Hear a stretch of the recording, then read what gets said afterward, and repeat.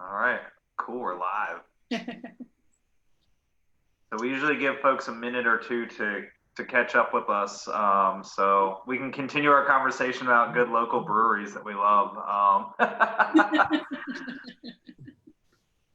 No, Well, no, I like we were talking about sour beers and just searching those out because there aren't that many locally brewed sour beers. Not like the IPAs seem to be the thing everybody starts with. They're catching on though, especially here in Loudoun. I mean, Crooked Run, Ocelot. Ocelot's got a great sour. I love their sour. Old Ox, Funky Face is an excellent. Is a good sour, yeah. Yeah, and they've got a couple of the Funky Face. I didn't even know that until I went there and I got the Margarita Funky Face. Right. There's like 3 or 4 different Funky Face varieties. Yeah, they do different varieties with different fruits or different things, and you know, in the summertime, it's really refreshing. I just got an emergency text from my mom that she is stationed on the patio, but she left her bottle of wine upstairs. So this is your official notice. You have time to go get that. This is everyone's like first call. Go get your bottle wherever you are. Yeah. If you need to use the restroom, go now. Right. We're much more entertaining the more you drink. So have your mom please go get that bottle. Ugh. No, I like a good sour. Yeah, I feel like I've tried like all of the sours now in Loudoun County at this point. Although there's another brewery I want to go to, Wheatland Spring, which I've not been to yet, which has one and a few other good beers I want to go try. I've heard great things. I have not been. Yeah, I want to go soon. Yeah. Now they do all their beers are made from locally grown produce and everything. I mean, they keep it like hyper local. They do, yeah. I'm really curious to go check the place out. I know they're open now for limited seating, especially outside. Is that down along 15? Is that where you see hops growing? There's a place. No, that's Vanish. That's Vanish. Yeah, oh, okay. Where you have the big hops field. No, Wheatland Springs is off of 287. Okay. Yeah. It's like on the other side of Waterford. Yep. Okay. Yeah. All right, we're good to go. As far as we're good to go. As soon as we are good with Andrea, then I think we can start rolling. The wine has been secured. I think so. I haven't received an update text yet, so everyone stay tuned. We say nothing historical until we know your mom's drinking. Yeah, until she's ready for it. Andrea did give us the okay for the Loudoun Museum page, so we are, I think, on all platforms. Great. All right, well then I'll go ahead and get the ball rolling tonight. Thank you all for joining us for another installation of Historians on Tap. As you know, this has been a weekly program for the last few months as we've tried to make it our way through this quarantine. So thank you all for taking the time to join us. Tonight's topic is Before They Were Famous. So we're going to be looking at some maybe famous or well-known folks, but looking back into their kind of how they got started or interesting stories about, you know, how they ended up where they ended up. So we're going to be covering a really broad range of history tonight. And tonight we, as our special guest star, we have Heidi Campbell-Shoaf. Heidi is the Museum Director and Chief Curator for the Daughters of the American Revolution Museum in Washington. Good friend of ours, and those of you who've been watching for a while might remember that her husband Dana was actually on probably 2 months ago now. It's been 1861 Hit Wonders episode. So it's a pleasure to have you on here, Heidi. We're very excited for tonight. It's good. We saved the best show for last, I think. That's right. We're doing it. Yeah, don't tell Dana, but you're our favorite. I don't know, he might agree. Right. So before we get started, let's take a quick run around the squares here and see what everyone is drinking. We'll start with my colleague Anne-Marie Paquette from the Mosby Heritage Area Association. Tonight I'm drinking Black Ox. It's a rye porter from Old Ox Brewery. It's very tasty. Tonight I'm kind of telling a twofer story. So before they were famous, the White House Rose Garden and its designer Bunny Mellon. Gonna do a quickie there. Cool. All right, Joe, what do you have on tap for tonight? I am straying for the first time out of Loudoun County, and I'm going with Appalachian Brewing Company. Water Gap Wheat. I was up in Gettysburg recently and had to stop and pick up a 6-pack of some of the beers from Appalachian Brewing. And I am going to talk about a man named Albion Tourget. He spent some time in Virginia voluntarily, some time non-voluntarily, but he has a fascinating life story. He might even be better suited for why isn't he more famous because of all the work that he has done over decades. So that's what I'll be talking about. Cool. All right, Heidi, what are you drinking tonight, and what will you be talking about? Well, I went to Michigan. No, not literally, but Bell's Oberon ale I'm drinking. So I like wheat beers and all those iterations made from wheat. So yeah, that's what I'm drinking. I'm going to be talking about someone who probably everybody knows, Louisa May Alcott, but her earlier life, pre-Little Women, and even pre-Civil War, and talking about one of my favorite things that she's written, which is not Little Women. So we'll find out about Louisa, and also my dog's named after her. So if you hear someone barking, that's Louisa. Will she be? I was gonna say, is she gonna make a guest appearance on here tonight? Great. Well, I am drinking HOV. It's a blonde ale from Beltway Brewing. Very, very tasty, good for a summertime drink. And I will be telling the story of a grisly murder that leads to one of the more important civil rights cases of the early 20th century that has a surprising local connection to someone who becomes famous. So I don't want to spoil it quite yet. So as always, please in the comments, let us know what you're drinking, where you're watching from. If you have questions or comments for our historians tonight, please let us know. So with that, I'm going to kick it over to Anne-Marie to get us started. Great. I've been trying to figure out exactly how I'm going to structure this to not get too confusing. But I'm going to try and tell it in reverse chronological order. So a lot of folks are familiar with Bunny Mellon as kind of a style icon, as someone who is very engaged in politics later in her life, as someone who was a racing enthusiast alongside her husband, of course, Paul Mellon, an art collector, and of course, an avid gardener. And it's really that element of her life that brought her to a public national and international stage in the early 1960s with the Kennedys. So I'm going to start by kind of digging in there with the White House Rose Garden, which is what she had been asked to fix up. So in the early 60s, right after John F. Kennedy is elected to be president, he and his wife Jackie are in Upperville, Virginia.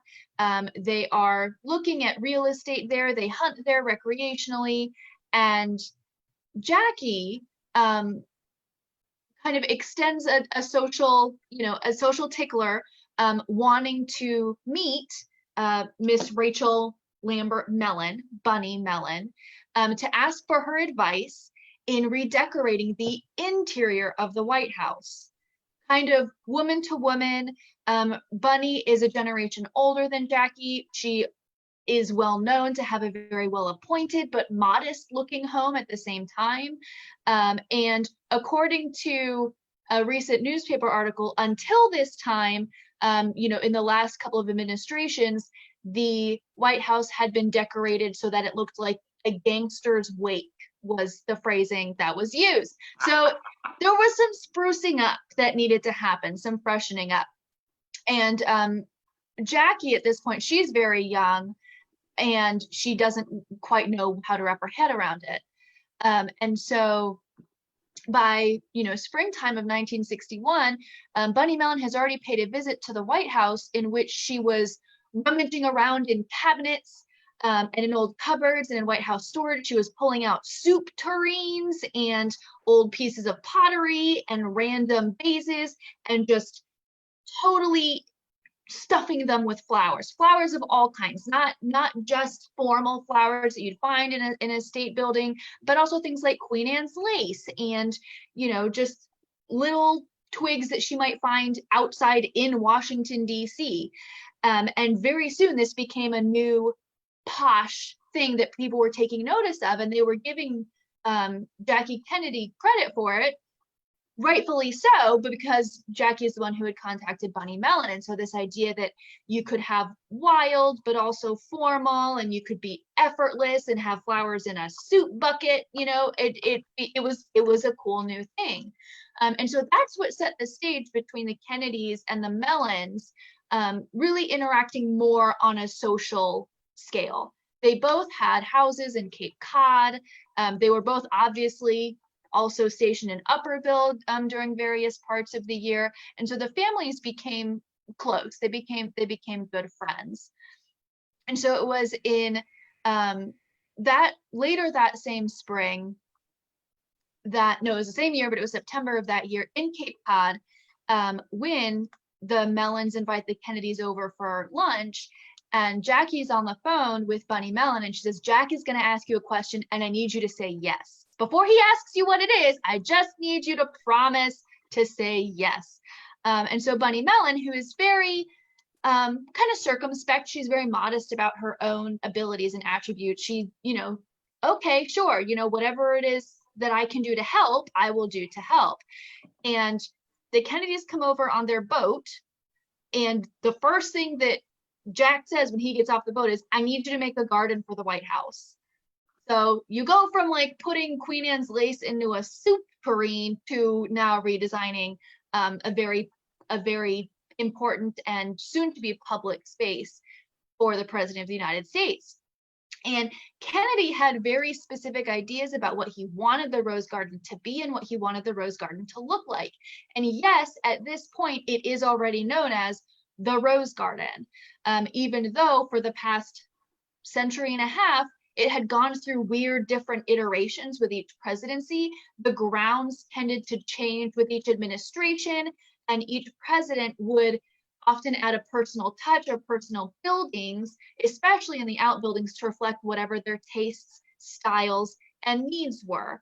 So for example, we know that George Washington, before, he'd never lived in the mansion house, he already had interest in the landscape there, the architectural landscape there.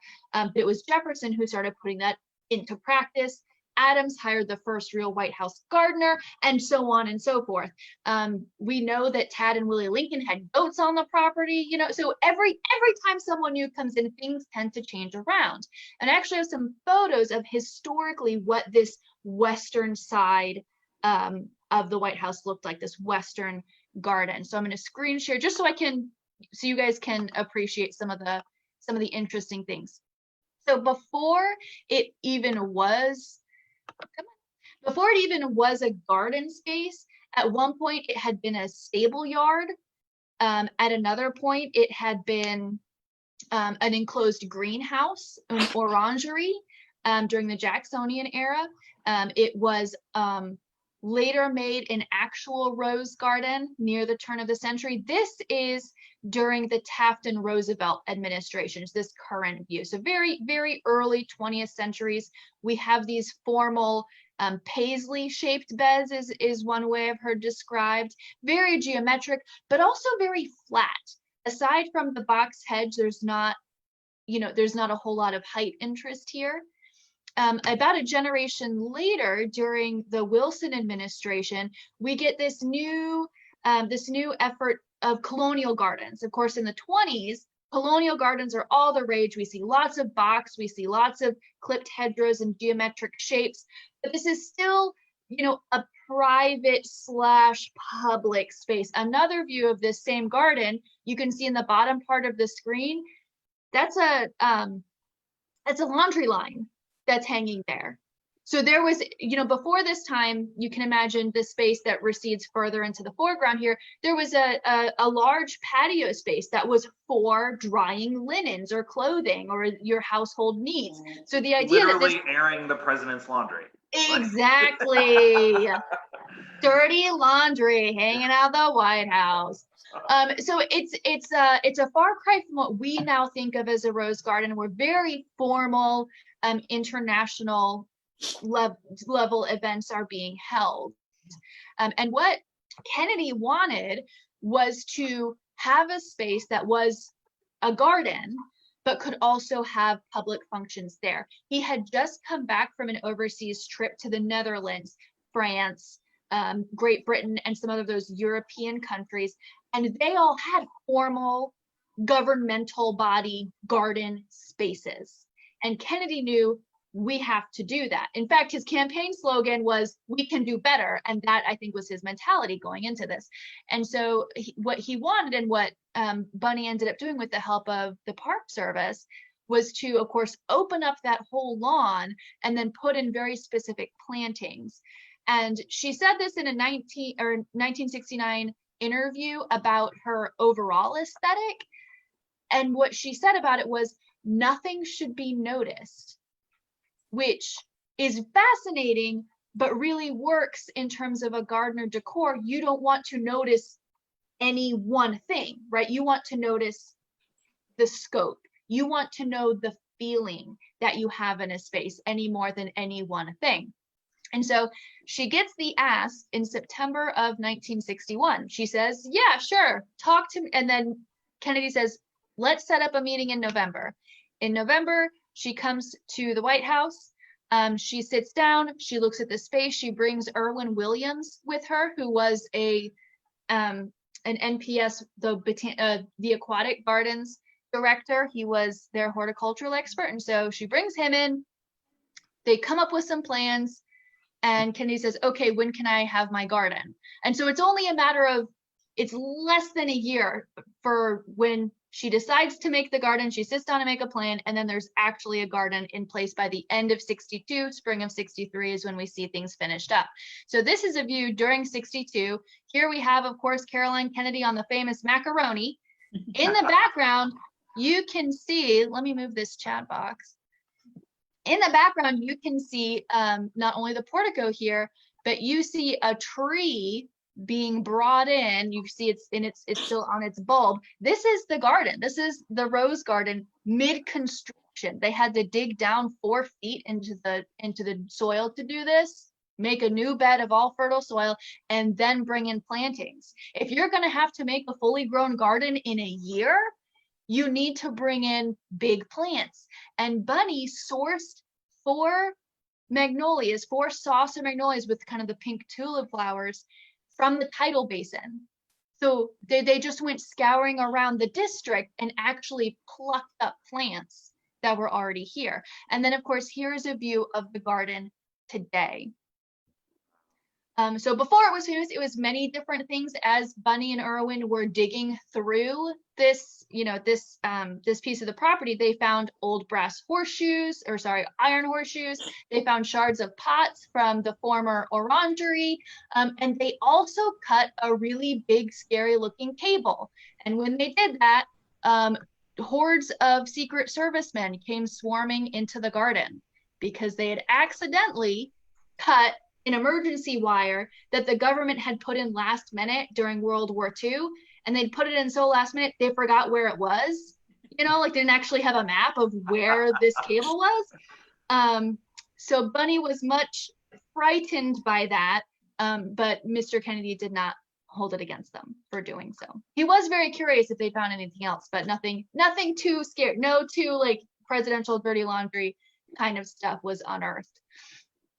So that in a very quick nutshell is that before the Rose Garden was famous, before the Rose Garden was what we know of it today.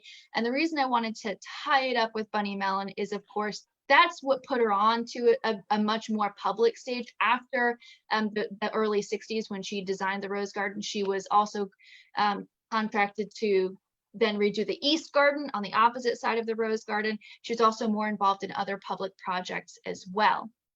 But she was by no means an unknown person in the early 1960s either. She was a much quieter, more circumspect person than her second husband, Paul Mellon, was.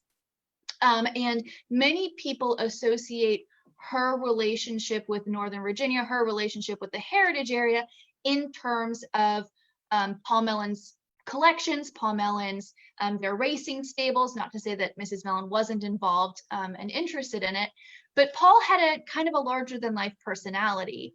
And so sometimes folks, who have a Paul Mellon story, that they knew him in the community, that they interacted with him. Not as many folks have a Mrs. Mellon story, have a Bunny Mellon story. And I think that's really interesting. She had actually first come to this area to attend Foxcroft School. She's from, the New England. Her family has this huge house in Princeton growing up.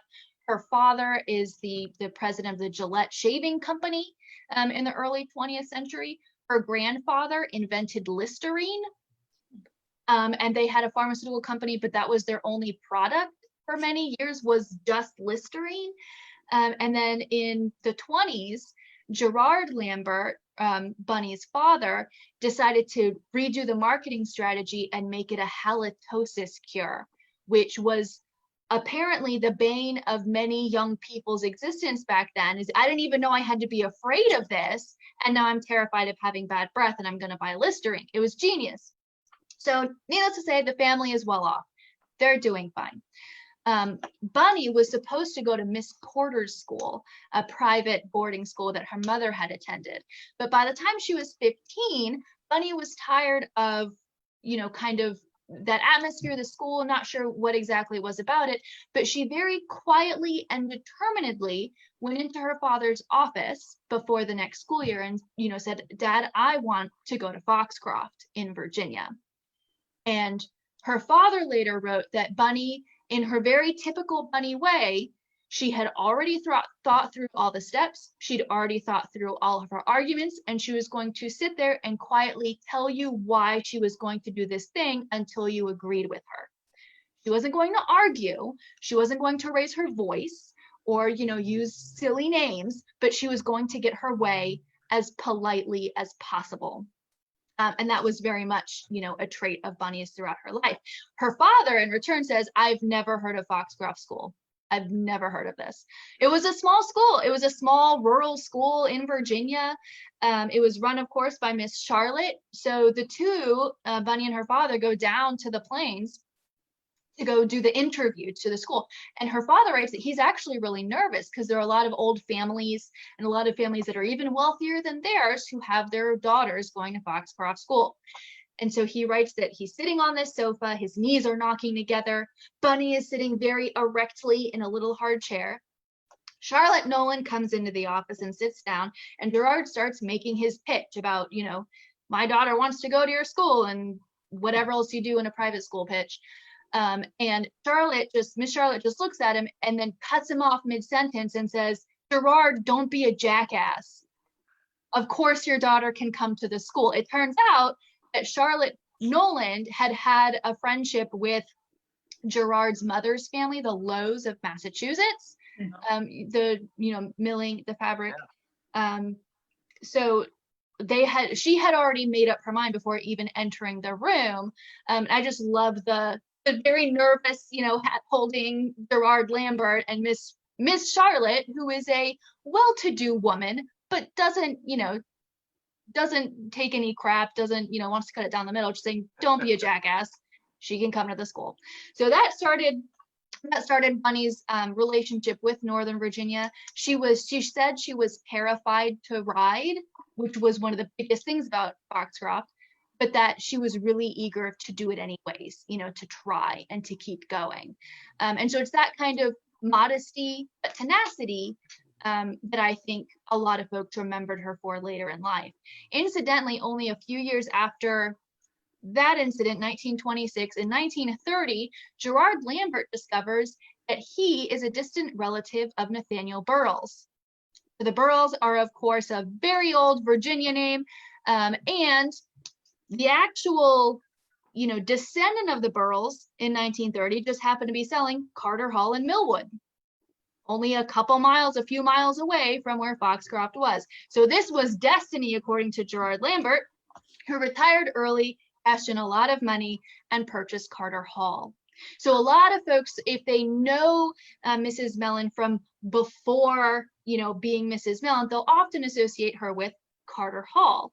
But she didn't even get there until after she had graduated from Foxcroft. But it's there at Carter Hall that she had her first greenhouse, which her father built for her so that she would have, you know, a productive hobby to do there at the house, and also something to, you know, to learn about. She was already very well read. She did not go to college or university, which is something that she kind of regretted later on, but at that time it wasn't expected.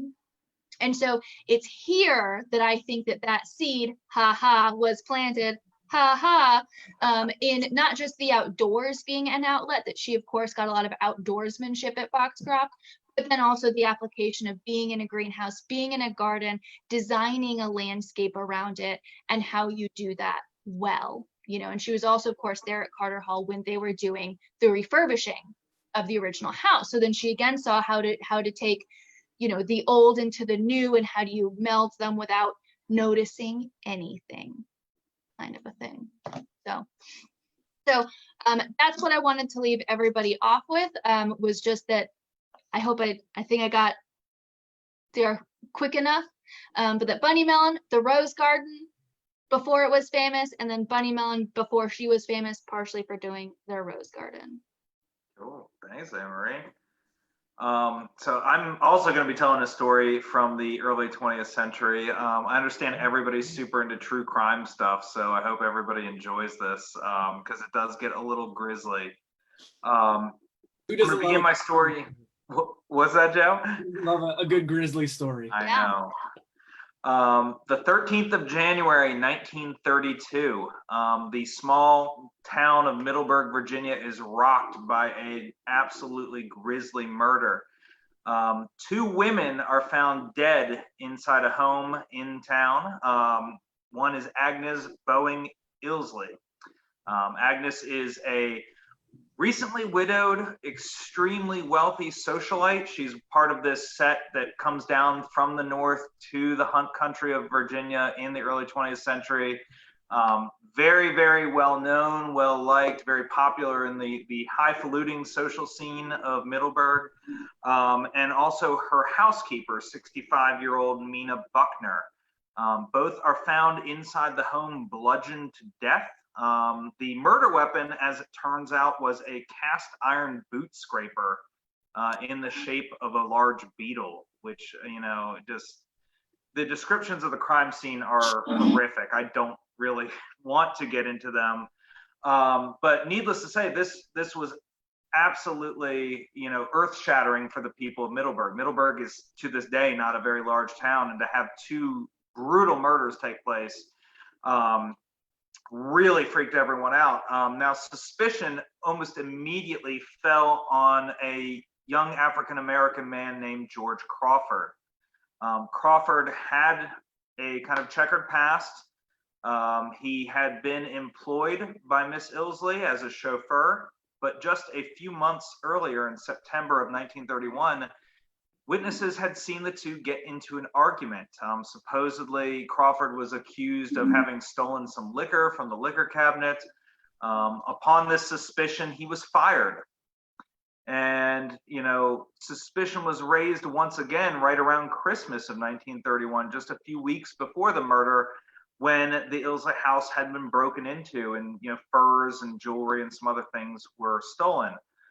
You know, and needless to say, this is Jim Crow era Virginia. So, you know, it didn't take much to convince the public or the press that Crawford was the #1 suspect. And, you know, at this point in time, they really didn't even bother to investigate anyone else. You know, immediately from within a few hours of the bodies being discovered, a manhunt is started. Now, the only thing really missing from the home was Mrs. Illsley's car. So initially, robbery was not thought to be a motive. But like I said, the manhunt was on. The local papers pretty much immediately started calling for Crawford to be lynched. You know, there's no polite way of putting that. They basically put it out there that if this guy's caught, you know, if he murdered 2 white women, he should be killed. And that was reinforced by one of Mrs. Illsley's good friends in the Middleburg area, Billy Mitchell, who, of course, you know, we all know is the, you know, kind of pioneer of aerial warfare, you know, advocate for bombers and kind of aerial warfare in the interwar period. He literally comes out and says that if the posse that he's leading catches Crawford, he will be burned at the stake. So the stakes are incredibly high, and nobody can find George Crawford. They do find Illsley's car in Alexandria not long after the murders take place, but there's no sign of the number one suspect. This hunt goes on for a year, and it's literally a year to the date, January 13th, 1933, that a man is arrested in Boston for stealing $8 from a store. And upon interrogation, we find out that it is George Crawford, the same man who's wanted for this murder in Loudoun County. And this is where the story gets really crazy, because they interrogate Crawford, and in his interrogation, he supposedly admits to being present at the murder. He says, we went there to break into the house, we went there to rob the house, but it was not me who killed the two victims. He blames that on an associate of his, a guy he met kind of on the road named Charlie Johnson. Now, nobody knows who Charlie is or where this guy's from. He just says it's a man he met in Washington, and they formed this plan to break into the house. And it was Charlie who actually kills the two victims when he realizes that there's someone in the, kind of a robbery gone wrong. Now, I say supposedly because almost immediately after giving this testimonial, he retracts his story and he says, no, I was nowhere near Middleburg. I was in Boston. I have witnesses who can say that I was in Boston when these murders occurred. And this is when the case starts to attract some wider attention. The first organization to get involved is a group called NERL, the National Equal Rights League. They start picking up on this case. And then eventually the NAACP will also take notice, because here we have an African-American man accused of murdering two white women in Virginia. He's in Massachusetts when he is arrested. And they make the argument that there's no way this man can receive a fair trial in Virginia, especially when literally the local press is calling for him to just be murdered. When local people in the Middleburg area are calling for him to be lynched. And this really gets at the heart of the importance of this case. Since they kind of latch onto this idea, African Americans are barred from serving on juries in Virginia, as they are throughout most of the South. Therefore, there's no trial by one's peers. There's no kind of expectation of equal protection under the law. There's a denial of due process, a violation of one's 14th Amendment rights. All of these arguments get put forth by the NAACP, and this is enough to convince a federal judge in Massachusetts not to extradite George Crawford. He refuses to send him back to Virginia because he says if this guy gets to Virginia, he's going to die without any fair due process. And it's not really about his guilt or his innocence. It's about, does he get a fair chance at, a trial, something that is constitutionally guaranteed. And this becomes so contentious that there's actually a movement within the House of Representatives to have this federal judge in Massachusetts impeached. Basically, every Southerner in the House of Representatives gets up in arms about this and move to impeach this judge, because basically they make the argument, well, then all of our courts are, invalid. We can't try an African American in this. I mean, they kind of make the argument for them, for themselves. But I mean, it also starts to raise the specter in Southern courts that if this becomes enough of an issue, this is going to make it all the way to the Supreme Court. And there have already been rumblings about this. And, this could potentially overturn a lot of convictions within the South, that these men were denied due process and equal protection under the law. So eventually, the judge's decision is overruled by the appeals court. Crawford is extradited, and in the fall of 1933, he will be sent back to Virginia. The man who will take up his defense is an incredibly influential legal scholar, person a lot of you maybe have not heard of, but incredibly influential, named Charles Houston. Houston in the early 20th century is the most experienced and well-respected African-American lawyer in the country. He's the dean of Howard University's law school at this point. He's had a lot of experience in kind of these early civil rights cases in the first decades of the 20th century. And he is going to be put on this case by the NAACP, and he's going to lead the first all-Black defense team in any murder trial in the South. It's a really kind of watershed moment. And what he does is, as they're going through the pre-trial kind of rigmarole and selecting juries and things like that, he will step by step, very professionally, examine every part of the jury selection process and get to the heart of, well, why are there no African Americans on this jury? He says, here's a list of Loudoun County African American men who own property. Why are they not, on this jury? Why is the jury pool? And he really dissects it from every single step. And that's going to play a huge role in the trial to follow. Houston does not manage to get an integrated jury.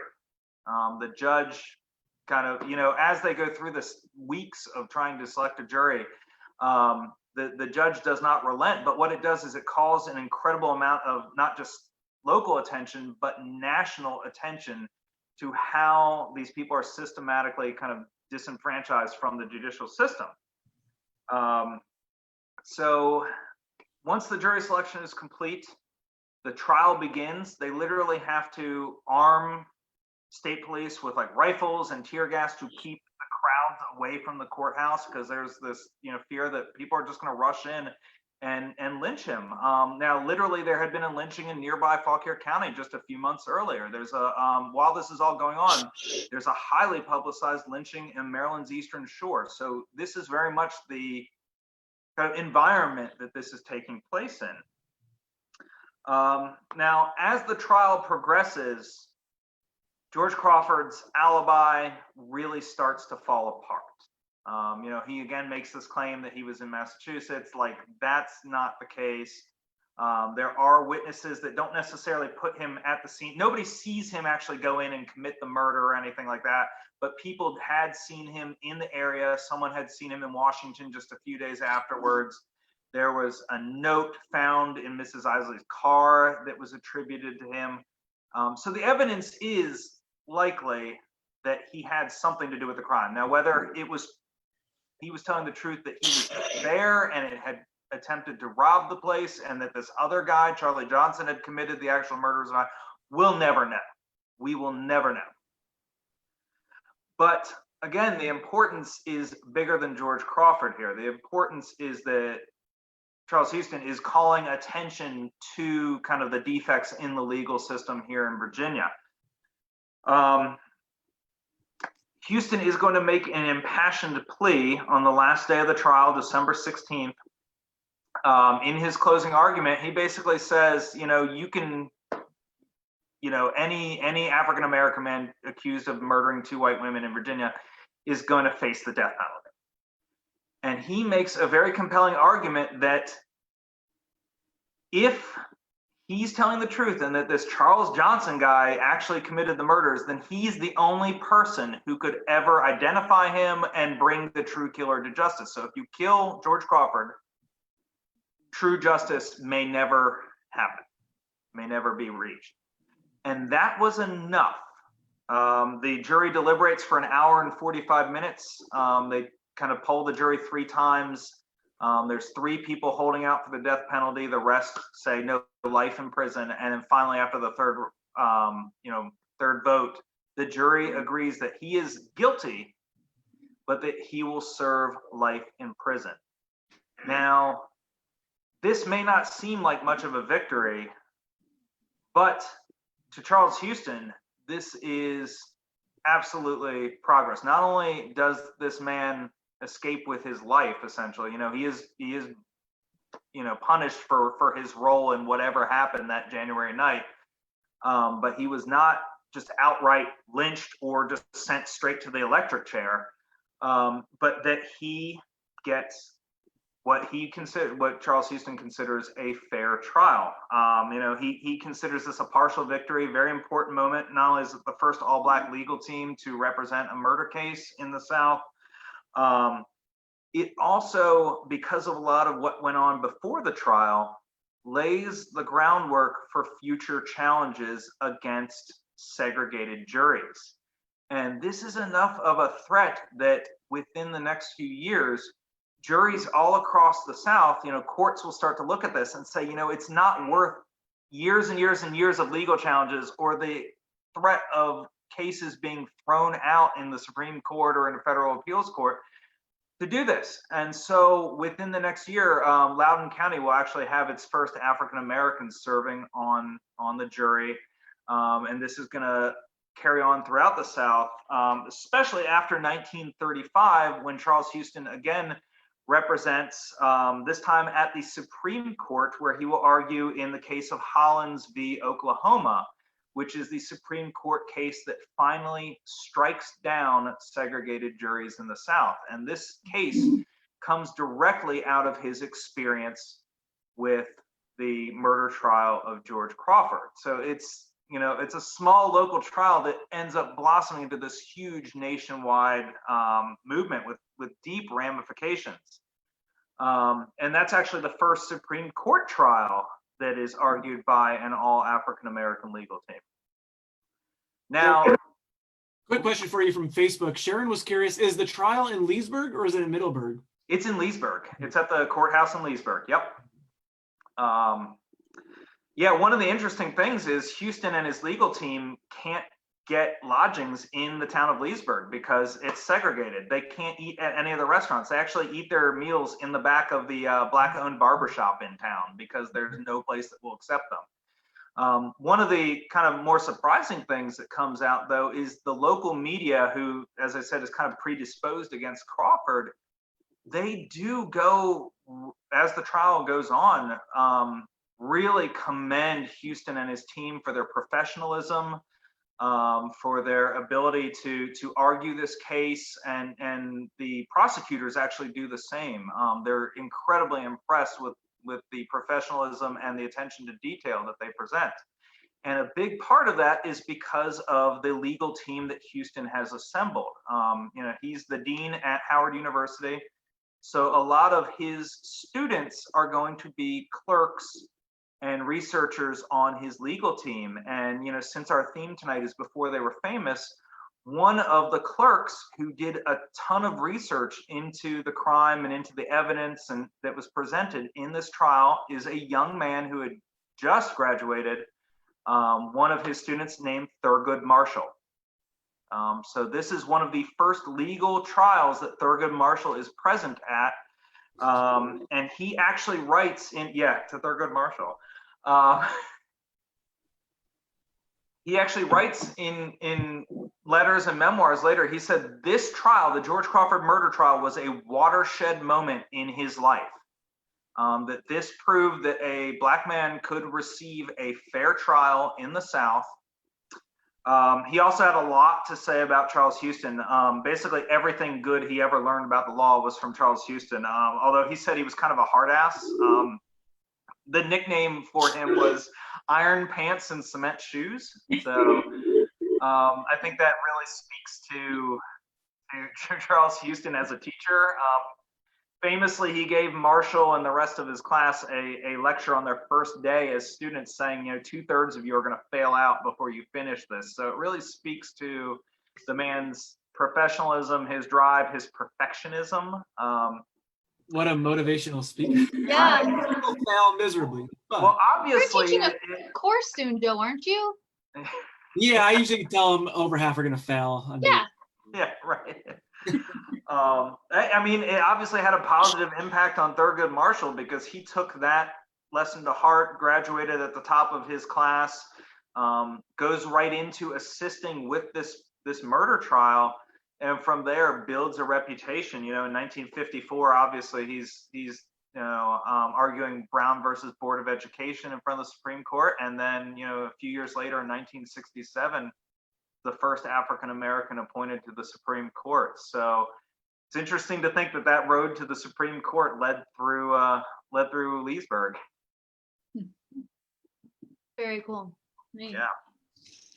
And if anybody wants the gruesome details of the murder, there are books on it. You can read a book. There's a pretty extensive, really dissects it for you. Yeah, David Bradley, The Historic Murder Trial of George Crawford, really goes into not just the crime itself, but the national importance of it, and really how it's the first domino to fall in kind of getting rid of this, all-white Southern juries. So, yeah. Yeah, and I'm sure it's fascinating to go through and look at the local newspapers too, from the murder itself, but then also their reaction to this very significant change. Yeah. Cool. All right. Well, from hard to transition from. Yeah, I hope you have a happier story for us, Heidi.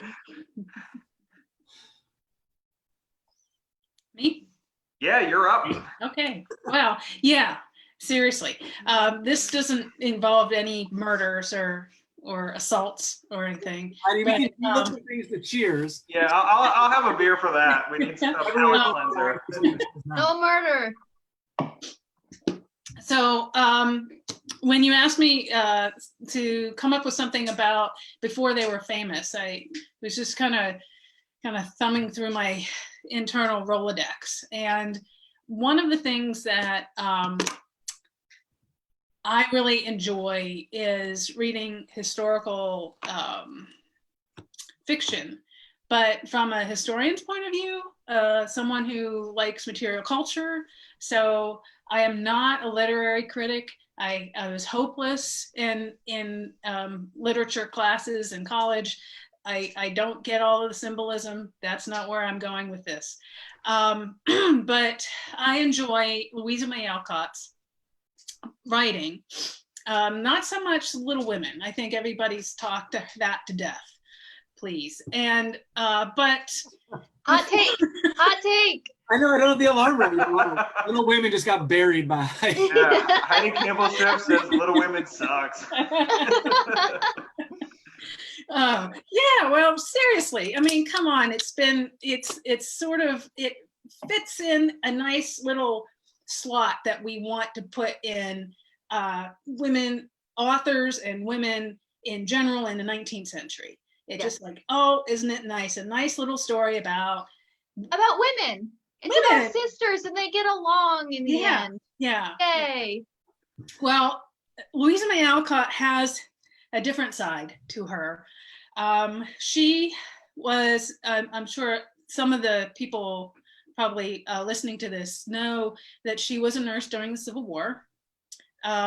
She went down to Washington, D.C. She was a nurse in Georgetown, in a hospital in Georgetown, starting in 1861, but she gets typhoid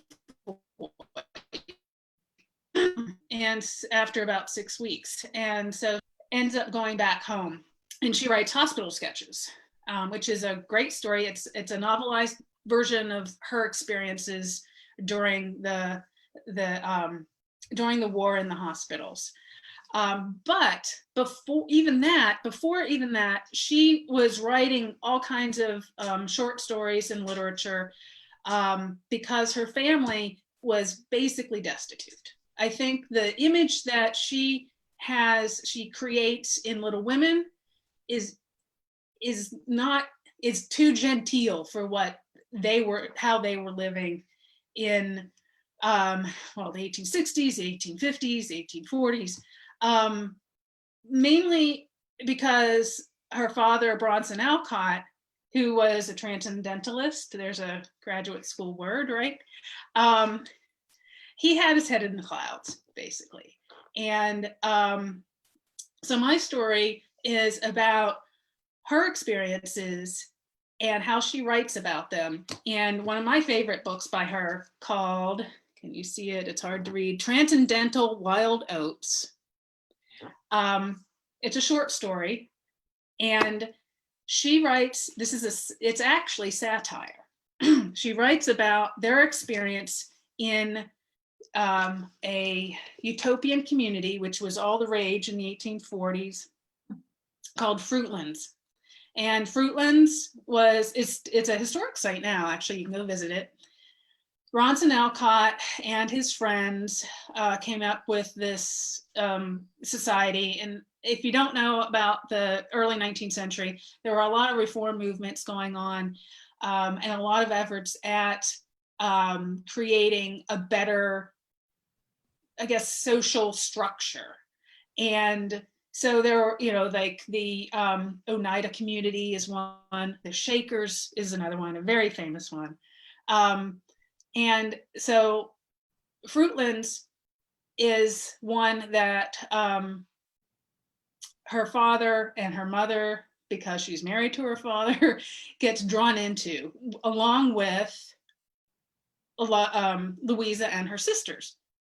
And so Louisa, let's see, they were at Fruitlands in 1844. Louisa is born in 1832, so you do the math, she's about 12. And what's really cool about this volume, actually, is that it includes some of her Fruitlands diary. And it shows, even at the age of 12, how she is such an accomplished writer and how she describes people and events. So you can see where her inspiration for this story comes from. But she doesn't publish this short story until 1873, after Little Women. So I think this is interesting, and I haven't found why she did this, because this is for sure going to get people to read it, right? I mean, Little Women's a bestseller. She writes the book, she saves the family from basically literally starving to death because she writes the book, which is another interesting story, because she didn't want to write Little Women. She didn't want to write a book about little girls, for little girls. She was all into like Gothic novels and things like that. She wrote it because her father had written a book, and the publisher wasn't going to publish her father's book unless the publisher could get her to write a book, because he knew that would sell. Her father's book on transcendental stuff wasn't going to sell. So anyway, interesting. I like to think of them being sold as a box set of like Little Women and this transcendentalist type piece. Ridiculous transcendentalist garbage. Like. So anyway, she writes this this short story called Transcendental Wild Oats, and it is satire. You can tell it's satire. And she writes, and she doesn't even, she comes up with different names for everybody, but she doesn't even hide the fact that this person is actually this real person.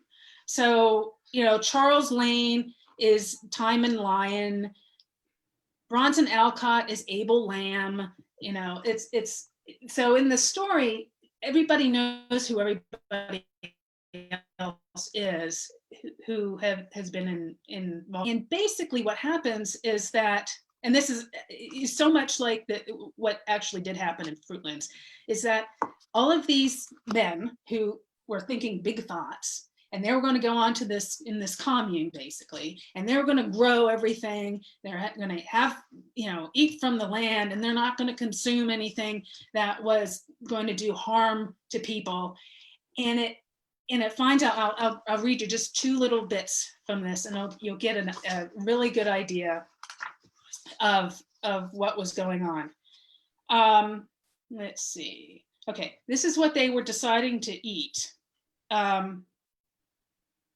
Unleavened bread, porridge, and water for breakfast. Bread, vegetables, and water for dinner. Bread, fruit, and water for supper was the bill of fare ordained by the elders. No teapot profaned that sacred stove. No gory steak cried aloud for vengeance from the chaste gridiron. And only a brave woman's taste, time, and temper were sacrificed on the domestic altar. And that brave woman was Louisa's mother. Yeah. She was the one that had to make all of this stuff. And so they had these grand ideas that they were going to grow everything. And it said, here's them trying to sow, they were going to sow wheat to make all of this unleavened bread. It's like the sowing was equally peculiar, for owing to some mistake, the three brethren who devoted themselves to this graceful task found, when about half through the job, that each had been sowing a different sort of grain in the same field. A mistake which caused much perplexity, as it could not be remedied. But after a long consultation and a good deal of laughter, it was decided to say nothing and see what would come of it. Neat. Yeah, I mean, they started spading the garden, thinking, all right, they're not going to use any animals because that was imposing on the animals. And yeah, so, we can impose on our wives. Yes. But But not a cow, animals, yeah. we have No. standards here. Yeah. So the men got out their hoes and their spades, and they're turning the soil, and then they find out this is really hard work. And so they decided, well, maybe we could get some oxen in here just to do it for this time, because everybody was getting sore because everybody was these thinkers. You know, people like that, right? I myself am more a thinker than a plowman myself. I would definitely fall in that category as well. You think, well, how hard could it be, right? And then when in practice, you're just like, whoa. But with these people, it wasn't just, some hobby. They gave everything up. They're on this like farm. There's no food coming in. There's no money. And they're literally starving to death. Yeah. And there's no tea. There's no tea. There's no tea. Barbarian. There's no coffee. There's nothing. Yeah, I'm no coffee. No beer. No beer. No. And so this the main proponent, this as she calls it, Timon Lion, he decides that this wasn't going to work, and right before winter happens, he goes off and hangs out with the Shakers. Yikes. And this is literally true. I mean, this guy Lane decides he's going to go with the Shakers, and the Shakers even wrote, like, this guy has come and they seem to be interested in our customs and our practices. It's like, no, he's waiting for the winter to pass, someplace that actually has food. He's interested in our customs of eating meals. Right. So I think this is really interesting that she creates this story from this memory that she has and these notes that she's written of, and completely skewers this utopian community. Yeah, utopian. Who is it? A utopia, And she shows that really the hero of the whole story is her mother, because her mother figures out a way how to get everybody, all the family, out of there before they freeze and starve to death. And she's the one who figures out that we can go with Reverend Lovejoy, and she's going to sew and mend and do laundry, and the Aunt Bronson Alcott can do some light gardening and things like that, until spring comes and they can get back on their feet again. But I think that this shows that Louisa May Alcott, who we think was just this, author of Little Women, had a really clear view and realistic and practical view of the world. And that so many people that she was very tight with, and she was educated by, Henry David Thoreau and Ralph Waldo Emerson and Margaret Fuller, and that she took some of all this transcendental fluff and brought it back down into practicality. And I think that is what you see in her book, Transcendental Wild Oats. It's like, this isn't working, people. Yeah. And it also, because she was an early feminist, it also shows how much is put on the shoulders of women to make things work. And I think that the story, you know, the Little Women story shows the same kind of thing, where all of these women, it's their story. It's not the story about Lori or, you know, the father. It's the mother and the girls. And it's something that is sometimes overlooked, I think. So that's my Louisa May Alcott story. Here's to Mrs. Alcott for getting them out of that situation. Yeah, get out. Get out of there. Cheers to those oxen who got a sweet gig not pulling a plow. Well, and in the story, the oxen actually doesn't turn out to be oxen. One's an ox and one's a cow. And then there was this whole debate about, oh, I don't know if we can use a cow because cow gives milk and we're not allowed to drink milk. And we can't, you know, it was just like one thing after another. And you feel like, come on already, you know? This isn't gonna work. No. I love the image too of like a 12-year-old Louisa May Alcott, like clearly seeing what's going on. Like, is this really what grown men are doing right now? Yeah, she can see through the BS even at that age, which is great. So I would watch a show about like a documentary, like a mockumentary. I would watch that. Yeah. I recommend it. It's on Google Books. You can find it online. You can read it. It's not long, but it reads quickly. There's not a lot of strange, you know, sentence structure or anything like that. So it's a fun. I think it's a fun read. Yeah, sounds like it. You know, my wife is actually named after a character in Little Women. She's named Beth, which I always thought was really cute and sweet until she pointed out that Beth is the one that dies in the story. Yeah. I was like, that's a little grim. Well, in the biography, that this most recent biography of Alcott, it talks about how her publisher wanted Joe to get married. Joe needed to get married. Well, she needed to get married, and how Louisa was just like, why? She doesn't need to get married. And as we know, Louisa never got married. And it's this, you know, they're talking, you know, 1860s here, but still, I'm sure authors today get that same argument. You need a love interest. Editors and publishers, you know, but it needs to be, because they want to turn everything into a love story, you know, or, you know, how is it not valid if you're not married? It must not be valid. Well, I also like that then the answer is just, she can be valid in marriage or in death. And like, that's kind of, those are your options. Right. Yeah. Mm-hmm. So I have a question, and it's a totally inappropriate question, so bear with me. With a lot of these transcendental utopian communes, there are some pretty weird ideas going around about like free love, bedroom and, like, stuff, polyamory, and like all kinds or no reproduction, or not at all. Yeah, right? Like It's one of two extremes. Yeah.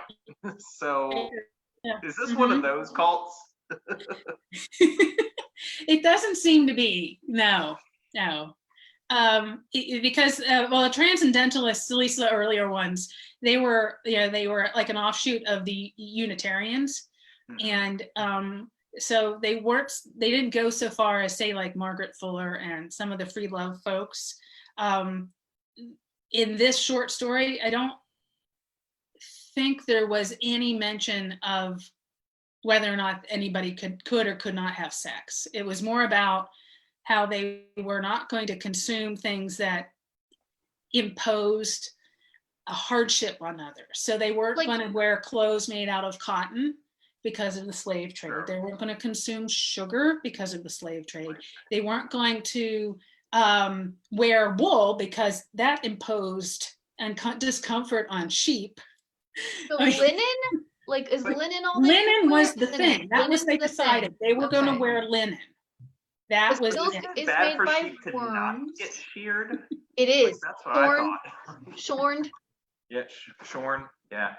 Yeah. Shorn. That's Shorn. interesting Yeah. because I've read a lot about.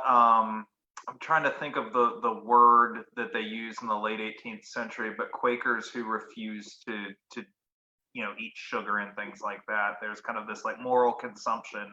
Yeah, idea it's like it's a whole boycott mentality of the Mhm. slave trade, and I never thought about putting that together with a commune style new wave. Mhm. Hey, Heidi, a question. Yeah, and the You can go ahead. I have a question from Facebook I was going to ask. okay. So I was just curious about the relationship between Abigail Alcott and Charles Lane. Do you know anything about that?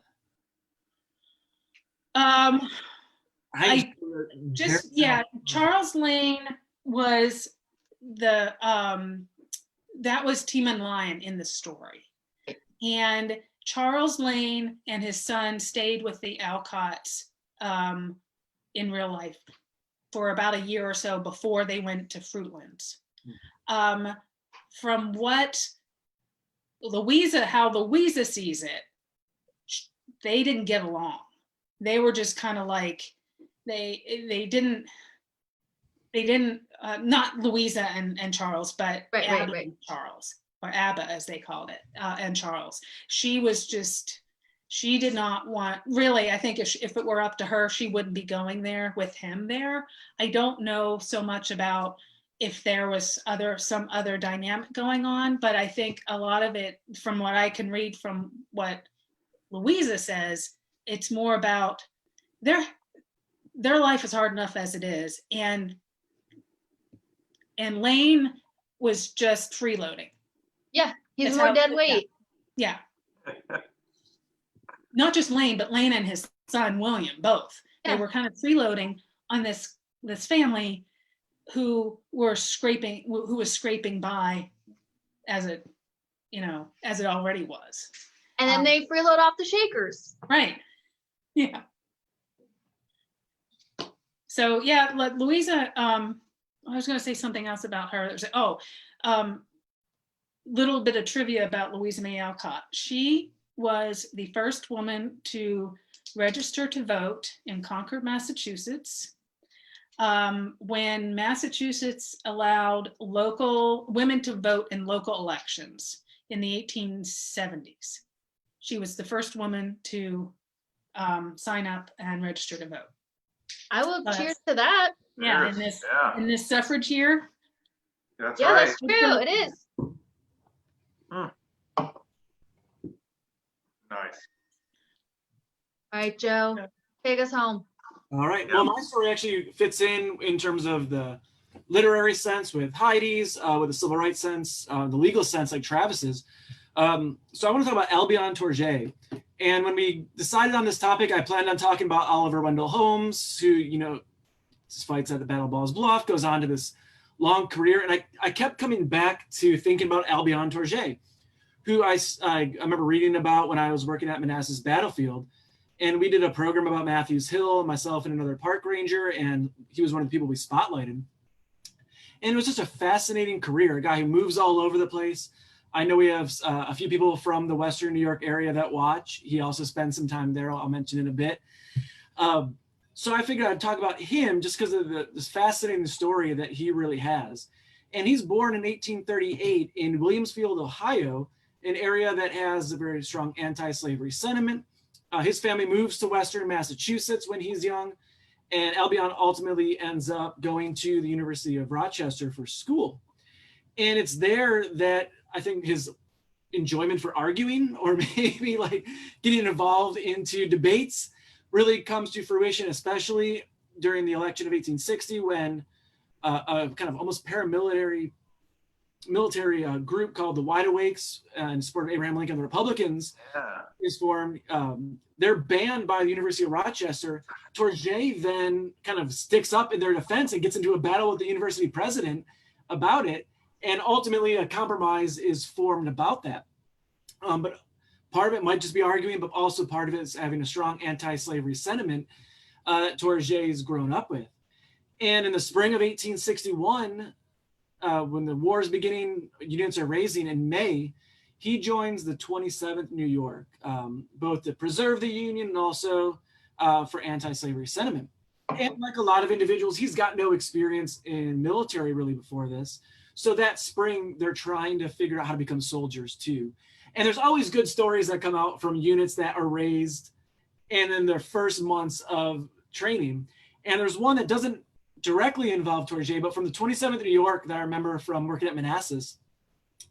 Like a lot of units, they were waiting, figuring out what happens, and they were given their rations. And they were given a very kind of outdated rations of beef.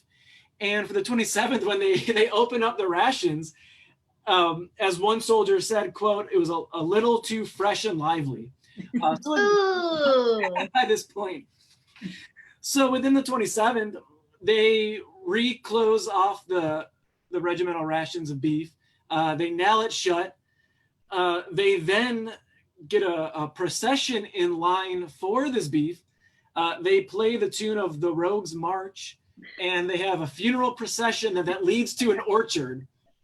And once they get to the orchard, then they, quote, give it with all honors of war, they bury the rank meat. They have eulogists speak, and they have this quite the demonstration for this rank beef.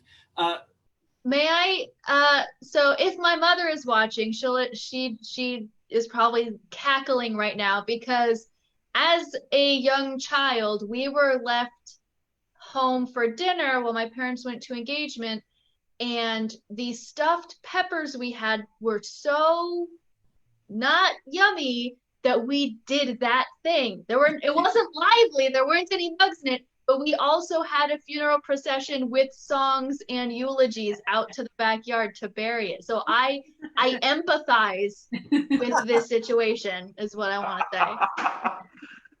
Well, I hope she found that bottle of wine early on after kind of giving this dirty laundry of the McCaff family.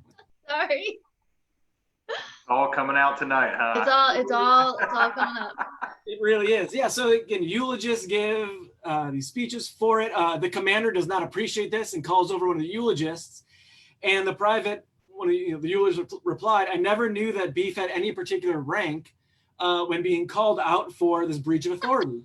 I hope he wanted that pun to be intended when saying the rank comment. But for the 27th, they're involved at the Battle of First Manassas, first time in war, like most have that situation. And Tourget, they fight on Matthews Hill particularly, so the first stage of the Battle of First Manassas. But it's part of the retreat that a gun carriage runs into Tourget and temporarily paralyzes him. He has terrible back pain from this.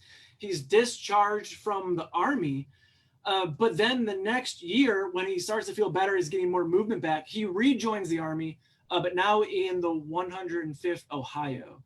I think I've got a picture of him in the 105th.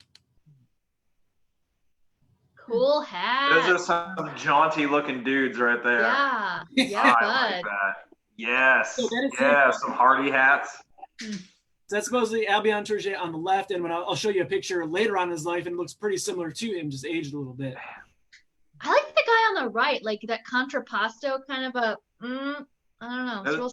Those Western regiments had a swagger, and I appreciate that. I'm here for that. The guy on the right's definitely trying to give off the vibe like he's too cool to be taking this photo and to like wait. Yeah. Dude, I love this. That's awesome. So again, he rejoins now. That's the 105th Ohio. Again, he was born in Ohio. So he's taking part in the Battle of Perryville. He gets captured, not in Kentucky during the battle. I think in Tennessee actually gets captured. He spends several months at Libby Prison in Virginia. So that's when I mentioned he was involuntarily also in the state. Gets exchanged, and then I think he's at the Battle of Chickamauga.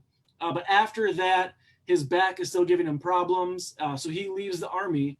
So he spends the last 2 years of the war going back and getting education. He becomes a journalist. And I believe he gets like a master's and studies the law as well in those 2 years. After the war in 1865, he views there being potential in moving south. Again, the South in shambles. So he moves to Western North Carolina near the Greensboro area. And as you are well aware, Northerners moving south just after the war is not necessarily smiled upon. The idea of carpetbaggers, of course, as a derogatory sense for these individuals, whether they're going down for capitalizing on businesses potential or for sincere reasons, and his are more sincere. That's still a tough go of it if you're a Northerner moving to the South and being very active, which he is. And he gets very involved in civil rights and pushing for freedmen's rights, equal rights for African Americans in North Carolina. He edits two radical Republican newspapers. Early on in the 1860s, he organizes the Loyal Reconstruction Leagues. So he's very much involved in local politics and local law. He also is a key figure becoming involved with the laws and changing the laws in Reconstructed North Carolina. He's a central figure in the latter part of the 1860s for democratizing the local laws in North Carolina and for changing the judicial system. So he's very heavily involved in North Carolina. And because of, well, not because of necessarily changing the laws, he's a very critical figure, but because he's a Northerner and because he's a Republican, he was considered, quote, by a historian, quote, for many years, the most thoroughly hated man in North Carolina.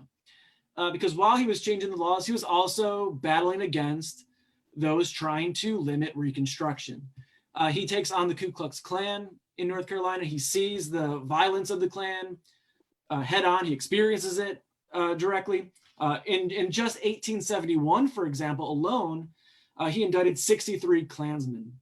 Wow. Whoa. Yeah, so he is heavily involved in not just trying to bring equal rights to North Carolina for freedmen, but also fighting against the kind of backlash against those amendments and then Reconstruction policies. Of course, though, as we know, Reconstruction ends in 1877. That then really limits Tourget's ability on a legal sense and political sense to enact some of these changes. He does run for Congress in 1878, but again, when you think about end of Reconstruction and what that means for voting rights, he has no chance in order to win that race. I mean, he's completely running without a chance, especially with African Americans being intimidated from the vote. I mean, he receives death threats. He actually writes letters to loved ones and friends on the assumption that he's going to be murdered. His wife is convinced that he's going to be assassinated by the Ku Klux Klan and by angry North Carolinians in the 1870s. So of course he loses that. And with Reconstruction ending, with threats to his family, and really just a kind of a hopelessness kind of feeling, it seems like that's multiple of the reasons why he leaves North Carolina and why they move out of the South. But that doesn't end his career. He's still very much fighting for civil rights in the 1870s and 1880s. But it's in 1879 that he writes a book called A Fool's Errand by One of the Fools. And it's historical fiction, but it's based on his experiences directly with Reconstruction in North Carolina. And this book becomes a huge sensation throughout the country, particularly with the North. It makes him a lot of money. He becomes a much more well-known figure because of this. And then it's when he moves to Mayville, New York, right off of Lake Chautauqua. I spent a lot of time, I have friends who live in the Lake Chautauqua area, so now I've got to go find where this house was and ultimately where his grave is, he's buried there, which I'll explain later. But he's a well-known figure. He continues to write when he's in Mayville, New York on Lake Chautauqua. He writes novels. He's involved both with newspapers, but also historical fiction and fiction. But nothing quite comes to the level of success like A Fool's Errand.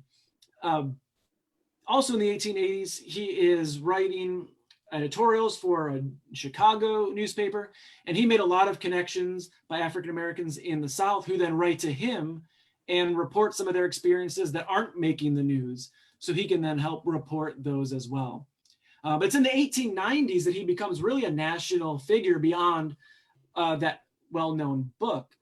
It's because in the late 1890s, he gets involved with civil rights activists in Louisiana who want to challenge the segregation laws. And he agrees and voluntarily becomes the chief counsel for Homer Plessy for Plessy versus Ferguson. Oh. Yeah, so he is Cool. a central figure in that for making this defense against segregation to the Supreme Court. And within his case that he argues, he also makes very famous the phrase kind of colorblind constitution or colorblindness in terms of the law. That gets misconstrued in the 20th century and used for other motives, but it becomes well known during Plessy versus Ferguson. But he's not the first time using it in there. It's actually something he'd been using for decades, and that phrase actually goes back to the 1830s with abolitionists. But he uses it multiple times in the Reconstruction North Carolina, this idea of colorblind law and constitution.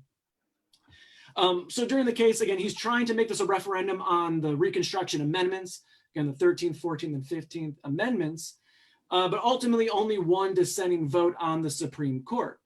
But that dissenter on the Supreme Court uses the phrase colorblindness, and it seems like for a while got credit for that phrase, even though, of course, it was Tourget's and even goes back well before that in the late 1890s.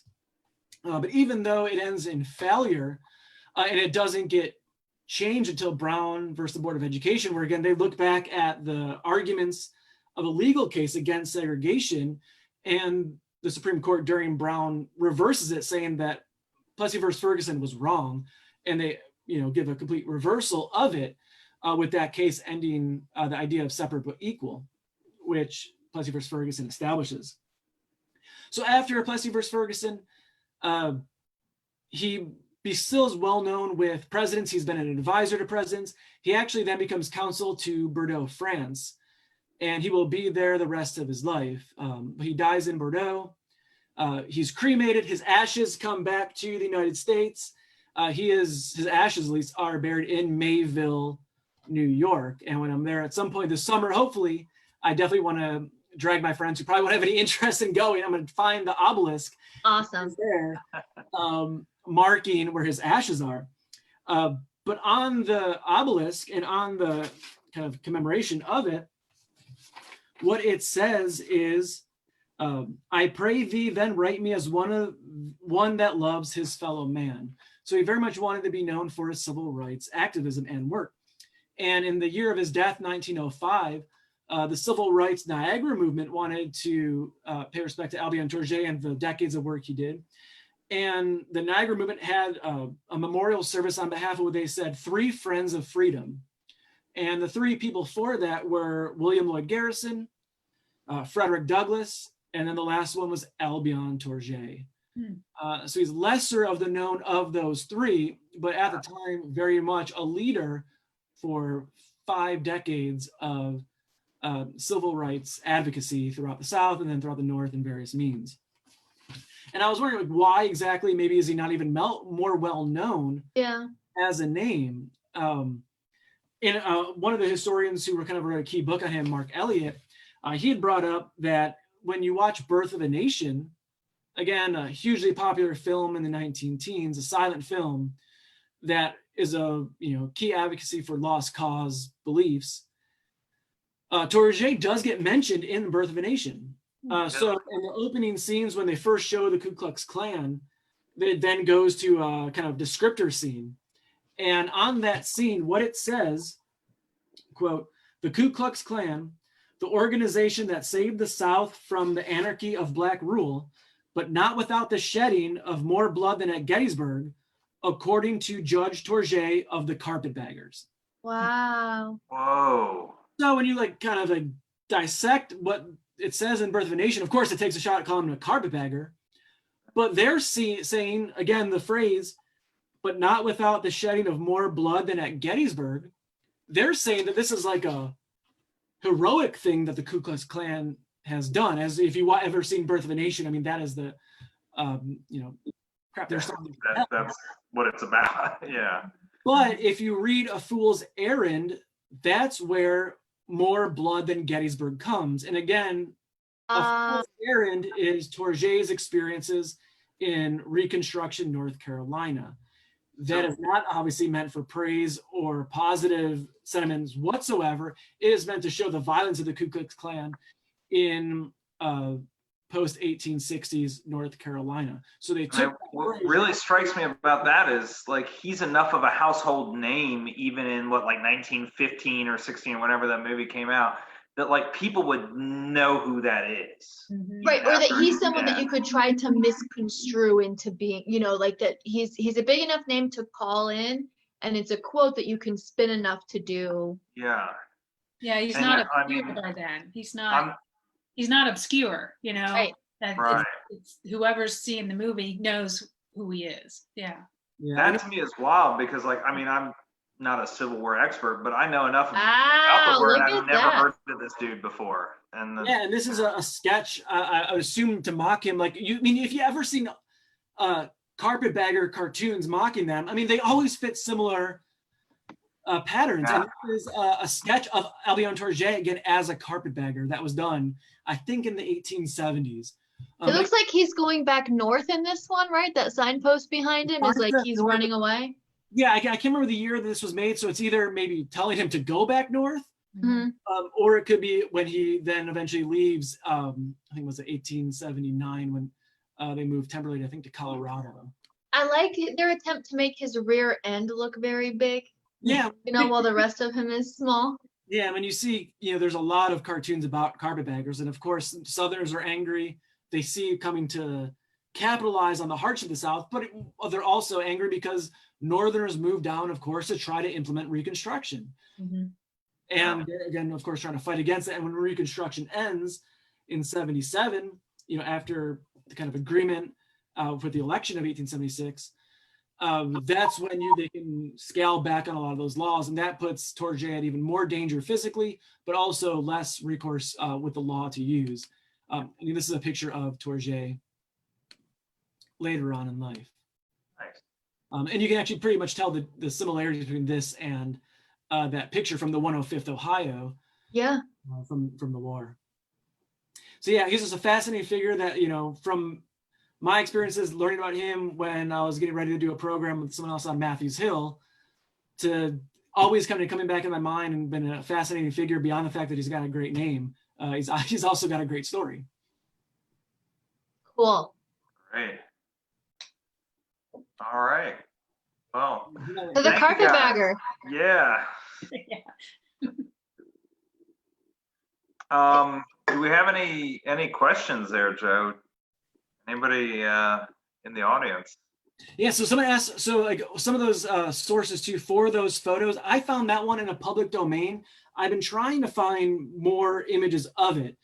So I did that when I was searching images for Tourget, and I found that one in the public domain. I haven't found it other locations, and the only reason I decided to show it was because of the facial similarities between older pictures of Tourget and what I can see in the photo of the left. I think it's in Mark Elliott's book as well, but I didn't have that on me anymore to look into it. But if you're gonna look, it's called Colorblind Justice by Mark Elliott, if you want more on Tourget. Very cool. Any other questions? I have a request that the next time the three of us are in person, which will be on July 23rd at Harper's Ferry Brewing, I think we need to recreate the photo of young Tourget and his friends in the 105th. Travis, I'll bring the swords. Okay. But we gotta find 3 Hardy hats somewhere. I might have one around here somewhere. We have at least one I know of. Now you spilled the beans on our big news here. Joe, do you want to fill people in on the details? Yeah, so we're taking, first of all, I'm gonna say we're taking next weekend off. It's 4th of July weekend, but it's also, unless cold feet set in, Anne-Marie's wedding week. So raise a glass to Mike and Anne-Marie who are getting married next week. Cheers. Thanks, guys. Congratulations. And then the week after that, we're putting it right back to work. We're going to conclude kind of the look of the 4 years of the Civil War with 1865 on July 9th. And Dr. Karina Garcia Esposito is going to be our guest that week. And then 2 weeks after that, on July 23rd, we are making our return in person. In late March, we had planned a talk at Harper's Ferry for History on Tap. Obviously, I don't need to get into why that was canceled along with multiple others, but we're moved into phase 3 and we are having History on Tap at 6 p.m., I believe, at Harper's Ferry on Thursday, July 23rd. It'll be outside. We'll take all the precautions we need, but we're definitely looking forward to getting back in person. So join us on the 23rd, you know, bring a blanket, grab a beer. It's a wonderful place if you've never been. Beautiful views of Harper's Ferry and of the Shenandoah, the Potomac. It's a really great site. So we hope as many of you who can join us as possible are there. Any other upcoming events we want to talk about? I know we have something tomorrow. Anne-Marie, you look like you want to talk about it, but I want to talk about it. Tomorrow, our Live at 5 series with the Mosby Heritage Area continues. Tomorrow we'll be talking with Kyle Dalton from the National Museum of Civil War Medicine, and we're going to be looking at the aftermath of Second Manassas and how that, you know, kind of influences or revolutionizes military healthcare, care of the wounded, the logistics of evacuating wounded from the battlefield and getting them to hospitals. So it should be a interesting, maybe a little gory discussion, but Kyle's a great historian and we look forward to that. So that's tomorrow at 5. And if you're not a fan of gore, we have a video about the Aldi Horticultural Society, also known as Aldi Horty, that will go on Sunday afternoon. Very cool. For the Loudoun Museum, we've got another blog coming for our weekly ones. This week's is going back to looking at education. We've got a guest blog from a Loudoun County school teacher about distant learning. So we're going to keep that going. And I will say we are fully now planning to reopen next Friday. So we're very excited for that. We wanted to make sure we had all the precautions in place. Sorry, I just saw on Facebook someone asked if we're bringing the Eagle cake to Harper's Ferry. It's a bring your own cake situation.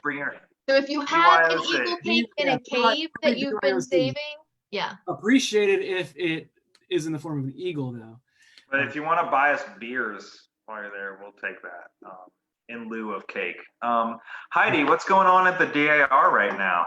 Oh, not a whole lot that is actually in the building, because DC is still in phase 2, which means only 25% of staff can be in a building at one time. But right this week, it's the DAR's annual meeting, Continental Congress. It's the first time it's been held remotely in its history. So that's pretty significant. It's the 129th.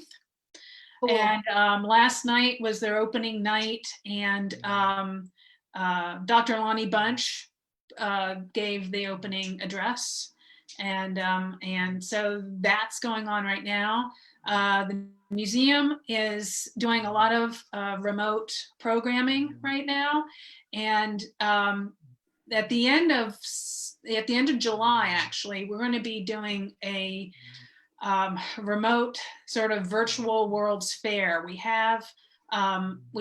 For the past several years, we've held a World's Fair event because the DAR's origins, one of their first things that they did back in 1890 was to have an exhibit at the Chicago World's Fair. Ah. And the DAR buildings, if you're familiar with what they look like in DC, they look very much like the White City buildings from the World's Fair. So we're kind of riffing off of that. I love that. We have all kinds of guests, presenters come in, sharing different cultural customs. We have the Asian Cultural Center and they're going to be doing a couple, I think, presentations virtually for us.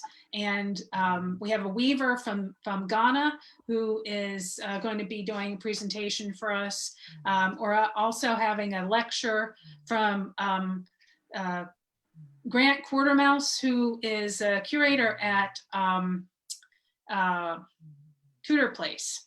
And he and the Tudor Place, if you don't know Tudor Place, it's the Peters family, who is connected to all kinds of famous people. But he talks about Britannia Peters went to the World's Fair. So he's doing a lecture on her experience at the World's Fair in 1892.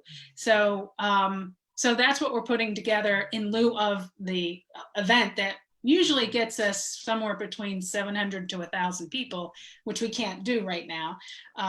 So we're doing a lot of virtual stuff. So that's what's coming up.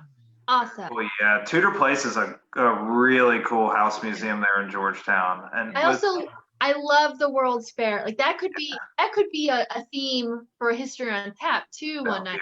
Do stories of the. It's fun stuff. I mean, we do when we were able to, obviously, we had a food component because so many firsts with food happened. Ice cream. Ice cream. You're speaking my language right now. Yeah, we make ice cream. We talk about ice cream.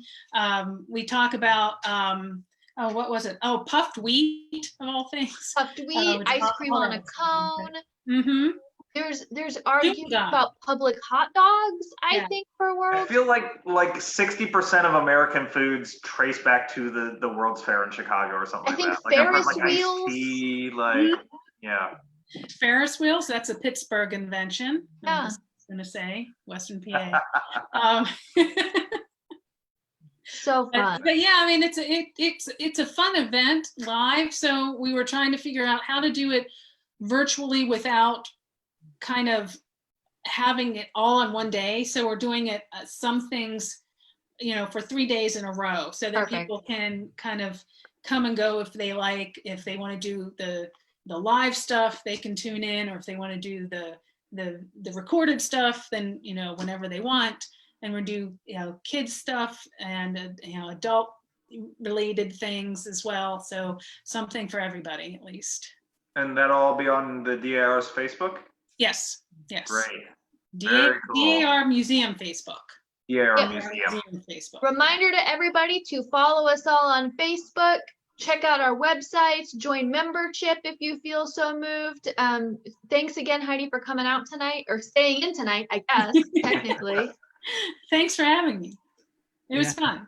Heidi, I'll leave you with one last note. A friend of mine wanted me to know that in 8th grade, he won the Daughters of the American Revolution Award in school. Probably the last time I ever paid attention to his class. So let's do a final cheers to that friend and his DAR award. And we'll see you guys in 2 weeks. Well, yeah, 2 weeks.